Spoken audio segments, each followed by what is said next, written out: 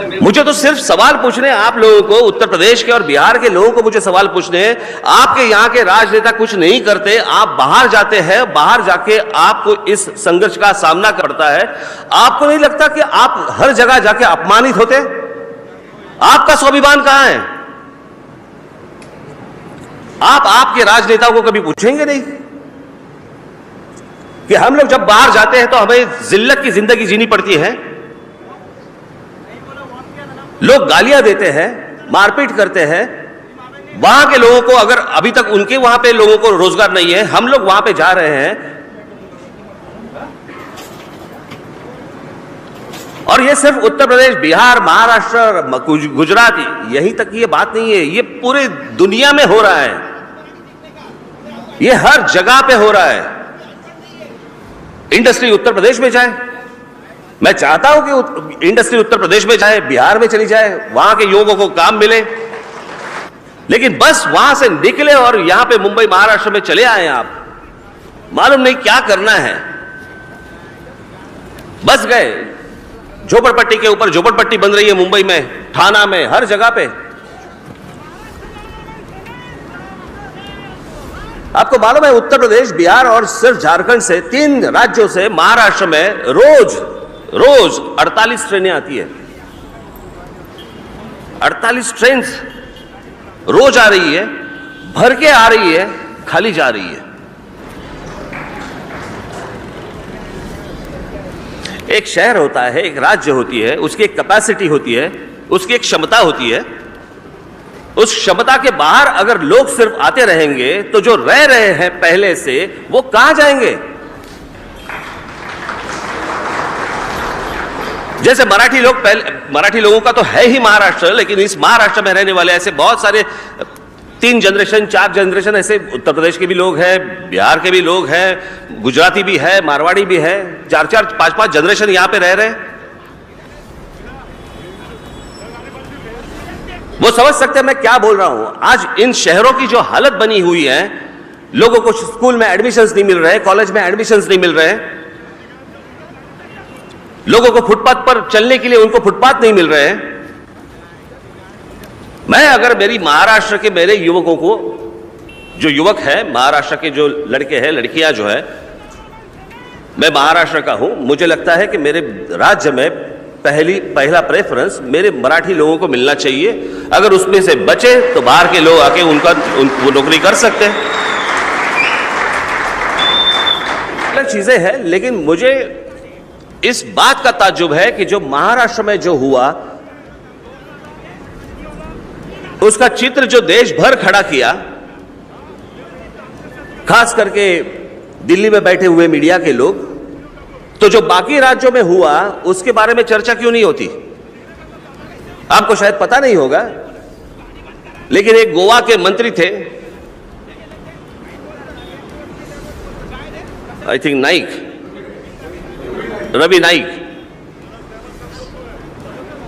वहां पे बिहार से गोवा एक ट्रेन शुरू कर रहे थे, तो उन्होंने एक स्टेटमेंट किया था कि हमें भिखारियों की ट्रेन यहां पे नहीं चाहिए। तब किसी को अपमान नहीं लगा,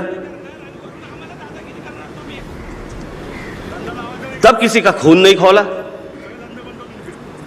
तब मीडिया वालों ने कुछ सवाल नहीं पूछे। आप हिस्ट्री देखिए, अगर आसाम में देखेंगे या तो कुछ नहीं हुआ, अगर आसाम में देखेंगे तो आसाम में तो बिहारियों के उनकी गर्दन काटी गई थी, उनको मार डाला था।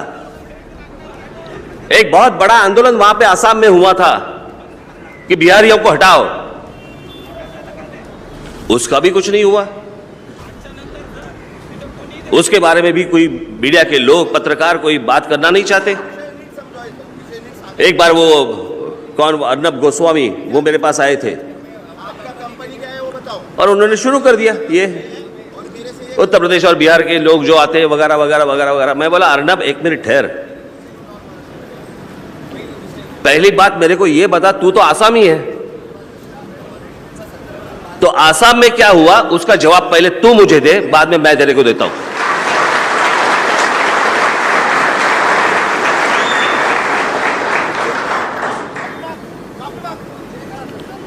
हम दूर क्यों भटक रहे हैं?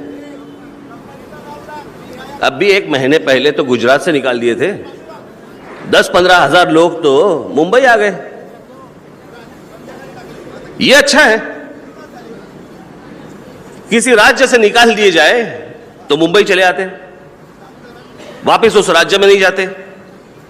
पहले से बोझ क्या कम है इस राज्य के ऊपर? लेकिन वो सवाल कभी आप नरेंद्र मोदी को नहीं पूछेंगे। 2 दिन चली वो न्यूज, उसके बाद खत्म। मेरे बारे में कितने दिन चल रही थी? अभी भी कुछ लोगों को बीच में अटैक आ जाता है तो निकाल देते हैं।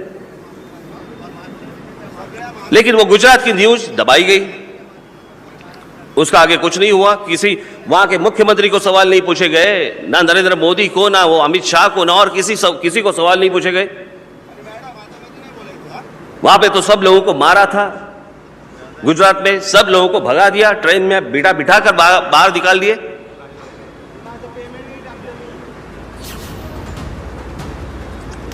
अब मैं मेरे आंदोलन पे आता हूं।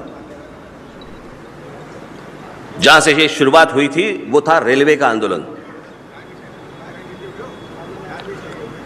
महाराष्ट्र में रेलवे के जो जॉब्स थे, जो महाराष्ट्र के लोगों को मिलने चाहिए थे, उसका इश्तिहार किसी भी महाराष्ट्र के मराठी न्यूज़पेपर में कभी छपवाया नहीं, महाराष्ट्र के किसी हिंदी न्यूज़पेपर में छपवाया नहीं, किसी इंग्लिश न्यूज़पेपर में आया नहीं। महाराष्ट्र में इस तरह के जॉब्स हैं, इस तरह की नौकरियां हैं, इसके इश्तिहार कहां पे आ गए? उत्तर प्रदेश में और बिहार में। क्यों महाराष्ट्र में क्यों नहीं? मुझे लगता है उस वक्त लालू यादव थे रेलवे मिनिस्टर, और वहां से आ गए सब, यहां पे मुंबई में आ गए। सब रेलवे स्टेशन भरे हुए हैं, रोड्स भरे हुए हैं, उसके सारे फोटोग्राफ सब न्यूज़पेपर में आ गए। मैं सोच रहा था यार ये आए क्यों हैं? फिर हम लोगों ने पूछताछ की तो उन्हें पता चला कि वो रेलवे बोर्ड के एग्जाम के लिए आए हैं, रेलवे की नौकरियों के एग्जाम के लिए आए। मैं बोला ये क्यों आए? फिर यहां पे क्यों नहीं पता चला? इसके पहले भी हम लोगों ने, जो केंद्रीय मंत्री थे, उनको हम लोगों ने लेटर्स भेजे थे, कम से कम 4 या 5, कि जिन जिन राज्यों में नौकरियां होंगी सेंटर की, वो उन राज्यों के लोगों को मिलनी चाहिए। 4 या 5 लेटर्स हमने भेजे थे। हमारे लोग जाके मिलके भी आए थे उनको, बोले हम लोग करेंगे करेंगे करेंगे।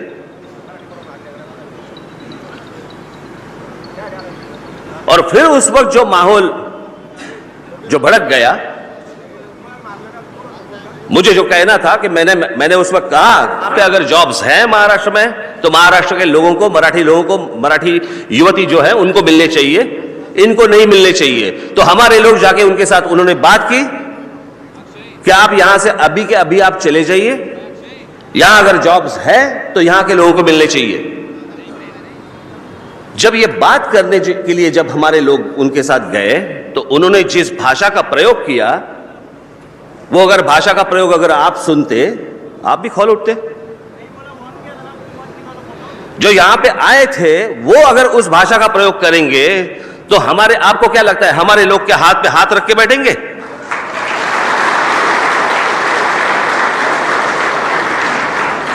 कल अगर यही बात उल्टी हो गई, पकड़ लो, कि मराठी लोगों ने जाके अगर उत्तर प्रदेश में या बिहार में इस तरह की बात की, आप क्या करेंगे? आरती उतारेंगे? संघर्ष तो वहां से शुरू हुआ।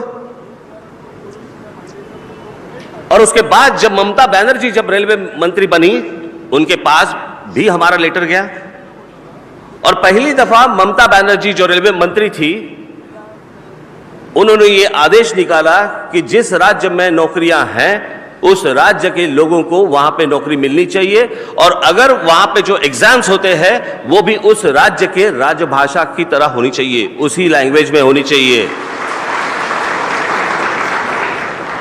अब मुझे एक बात बताइए कि यही बात मैंने लेटर में लिखी थी, अगर एक पत्र से समझ में नहीं आता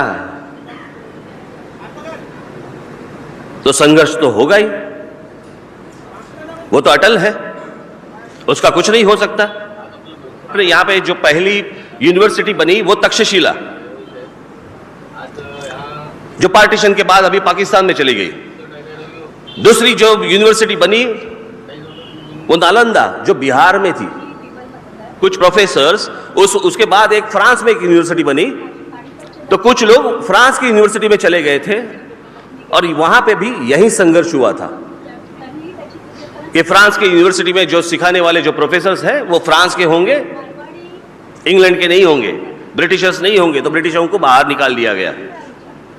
वो बाहर निकले और बाहर निकलने के बाद उन्होंने एक यूनिवर्सिटी खोली जिसका नाम है कैम्ब्रिज यूनिवर्सिटी।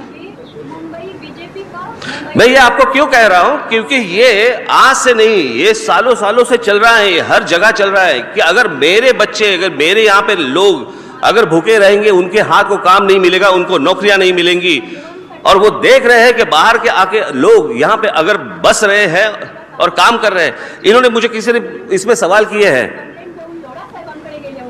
कि जो उत्तर प्रदेश से लोग आते हैं, बिहार से लोग आते हैं, वो सब्जियां बेचते हैं, तरकारी बेचते हैं, वॉचमैन बनते हैं, कम सैलरी में वो काम करते हैं, मराठी लोग काम करते हैं क्या? आइए मेरे साथ, मैं दिखाता हूं आपको।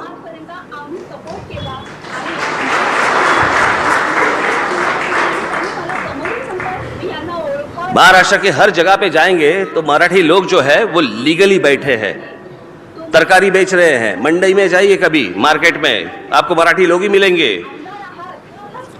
बहुत जगहों पे हमारी मराठी औरतें बैठी रहती है। ये जो फेरी वाला का जब आंदोलन जब हुआ, उसके बाद बहुत सारे ऐसे मराठी लोग भी मेरे पास आए, लेकिन जहां पे लीगल नहीं था वो मेरे पास आए कि हमें बैठ लीजिए। मैं बोला जहां पे लीगल नहीं है वहां पे कोई नहीं बैठ सकता। तो जो मैंने मुझे समझाना था वो आपको भी वही समझाना था, उनको भी मैंने वही समझाया। और फेरी वाला के आंदोलन में भी यही हुआ था कि हमारे लोग जब उनको समझाने के लिए गए, बताने के लिए जब गए, उन्होंने जो भाषा का प्रयोग किया और दिखाने के लिए आपके जो नेता लोग यहां पे कहते हैं कि हम लोग उत्तर भारतीयों के नेता जो है, उन लोगों ने इन सारी चीजों में जो आग लगाई, उसके बाद यह संघर्ष शुरू हुआ।